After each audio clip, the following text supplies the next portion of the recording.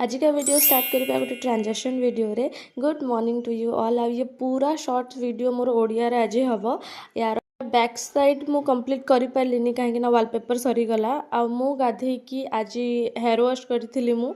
आ मोर hair condition एबे बहुत भल हो आगु बहुत खराब थिला खाली गोटे सीरम पाई जोटा मु आगु भी शेयर करथिली आपन को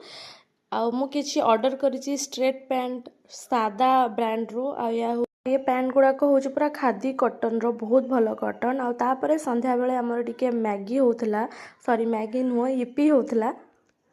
जोटा कि मो भौणी बनाऊला आ वीडियो भी सही शूट करिछि। एटा हूँ तार स्पेशल रेसिपी इपी रो आ जदि आपन को फॉलो करने चाहिए तो करि पारंती कहीं बहुत टेस्टी होता। तो आप देखले पड़ा तेल पियाज आ टमाटो तापर लुण आठी गाजर कटा होता गाजर पड़ा देन आलू पड़ा आलू बिना तो किसी हेनी आलू पर आमर जी मसला मसली थिला हलदी गुंड लंका गुंड से सब गुड़ाक पड़ा आ भल समय गैस को सिम करके सब परिबा गुड़ाक टिके सीझा है को मु बहुत फास्ट फॉरवर्ड रे नौची कहीं बहुत लॉन्ग वीडियो हो